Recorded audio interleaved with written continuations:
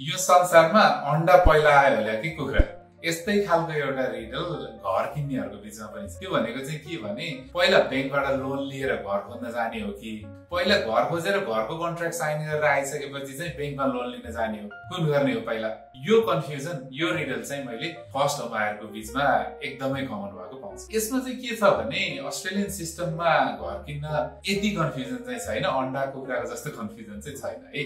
यसमा चाहिँ के गर्न सक्नुहुन्छ भने पहिला हामीहरु जस्तो मोर्गेज ब्रोकर अथवा बैंकको कुनै लेन्डरसँग समातेर तपाईको फाइनान्शियल सिनारियो सर्कमस्टेन्सेस एक्जामिन गरिसकेपछि हामीले तपाईको अहिले प्रेजेन्ट कन्डिसनमा तपाईको इन्कम अनुसार तपाईको सेभिङ अनुसार तपाईले यतिसम्मको लोन बैंकबाट पाउनुहुन्छ र तपाईको चाहिँ यतिसम्मको लोन तपाईले बैंकबाट लिँदा यत्रो घर तपाईले किन्न सक्नुहुन्छ र त्यो घरको मन्थली रिपेमेन्ट यो हुन्छ, रिपेमेन्ट प्लस अरु घर ओन गर्दाखेरिको के एक्स्ट्रा कस्टहरु लाग्छ त, जस्तो इन्स्योरेन्स एक्स्ट्रा लाग्छ, काउन्सिल फी एक्स्ट्रा लाग्छ, यस्तो यस्तो के कस्टहरु एक्स्ट्रा आउँछ भनेर पहिला हामी तपाईलाई बुझाउँछौं र तपाईले यो कुरा बुझिसकेपछि ल यो कुरामा म ह्यापी छु भनेपछि हामीले पहिलो गर्दिने भनेको काम चाहिँ प्री अप्रुभल भनेर बैंकबाट एउटा चाहिँ बैंकको कमिटमेन्ट लेटर तपाईलाई अरेन्ज गर्दिन्छौं। यो चाहिँ जेनरली 90 डेज भ्यालिड हुन्छ र फेरि त्यसपछि 90 डेज त्यसलाई एक्सटेन्ड गर्न सकिन्छ। यो चाहिँ बैंकको रिटर्न कमिटमेन्ट मात्रै भएको कारणले गर्दा तपाईले मोर्गेजको रिपेमेन्ट पनि त्यतिखेरबाट स्टार्ट गर्नु पर्दैन, इनफ्याक्ट तपाईलाई कुनै पनि कस्ट लाग्दैन र त्यो डकुमेन्टले चाहिँ तपाईलाई के दिन्छ भने एउटा कन्फिडेन्टली तपाईले कतिसम्मको प्रपर्टी अफोर्ड गर्न सक्नुहुन्छ